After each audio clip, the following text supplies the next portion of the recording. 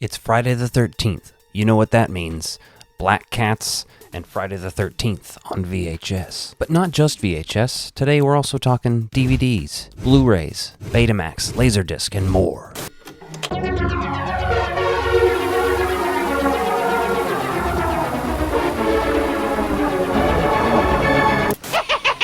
Welcome back to the Ecto-Violence channel. My name is Alec, and today we're going through the history of Friday the 13th on home media. Now, a lot of these aren't things I have, but we are going to still look at some examples of them. I've always liked things like Nightmare on Elm Street a little bit more than Friday the 13th, but the more I age, the more I appreciate the Friday the 13th franchise. But I'm also someone who prioritizes my collection. If I already have an entire series in my collection, I don't go out of my way often to upgrade it to the next format. More on that later. The first VHS of Friday the 13th was released in January of 1981. That is not this one. This is the VHS that was released in 1994. I think the labeling is the easiest way to tell. It also had a Laserdisc release in 1981. Now, I don't have that. I don't even have a Laserdisc player. I only have a couple Laserdiscs in my collection. It's something that I want to do more of, but this is Darwin, everyone, and you're looking at his ass right now. Apparently, this is a cat-heavy review. I'm sorry, guys. Or I'm not sorry. Get used to it. I don't know exactly when they came out, but Friday the 13th definitely was released on Betamax as well, which is a format I don't have very many tapes of. I do have a Betamax VCR, but I'd be interested in having a small Betamax collection, but nothing big. And then there's the CED discs, which are very interesting. Only real physical media geeks seem to even talk about these anymore at all. And you might have seen one in a thrift store somewhere and been like, what the hell is that?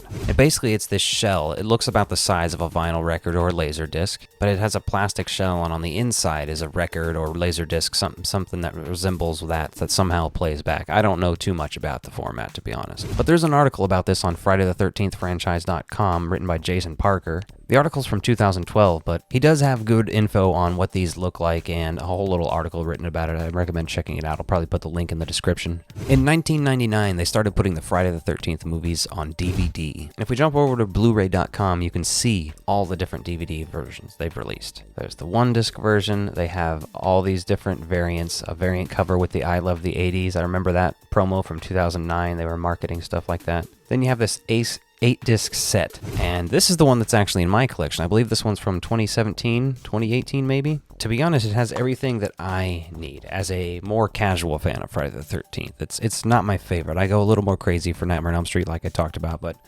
I'm learning to appreciate it more. I'm honestly probably going to upgrade to Blu-rays or 4Ks at some point for this series, but for right now, this is what I have, and it makes it so I can watch them all at any point, and that's the point of a physical media collection for me, so. Now this, of course, only includes the first 8. So, of course, I have the other 2 in this 2-film collection that has Jason Goes to Hell and Jason X. This is one of those recyclable cases that us physical media collectors love so much, don't we? To be honest, I am an environmentalist, so I don't mind too much. But if we take a look at the Jason Goes to Hell Blu-ray.com page, and we go and look at all the releases, you can see the version I have on there, which is the one-disc version. So if you open it up, they're both on one disc. But these films have been released together several other times, and it's assumably because of rights issues, right? That's why they weren't released with the other movies, because they lack the Friday the 13th name. And I didn't think any Friday the 13th movies had been released on the UMD format. You remember that? For PSPs and stuff? However, Freddy vs. Jason was right around that era. And I got the DVD release here. It was actually released on VHS as well. It was right at the tail end of VHS, had a couple more years run still. But I was doing DVDs at this point, and I actually got it for like my 12th or 13th birthday from my sister. Solid choice, great pickup. Still have that DVD from then. It is a 2-disc set. It's still got the little sleeve in here promoting the soundtrack and the butterfly effect as well. Honestly, this is one of my favorite DVDs in my collection, just because I've had it so long, and I really think this movie's underrated in general anyway. But that's for a whole nother day. So then we get to Blu-ray releases, and you have, among many other things, this set, for one, was released on Blu-ray as well. So there's a bunch of single-disc versions, double-disc versions, various versions you can get. I'm counting, like, there's a ton of them, but one of them is very interesting and kind of has an interesting legacy as well, the Friday the 13th collection on Blu-ray from Shout Factory.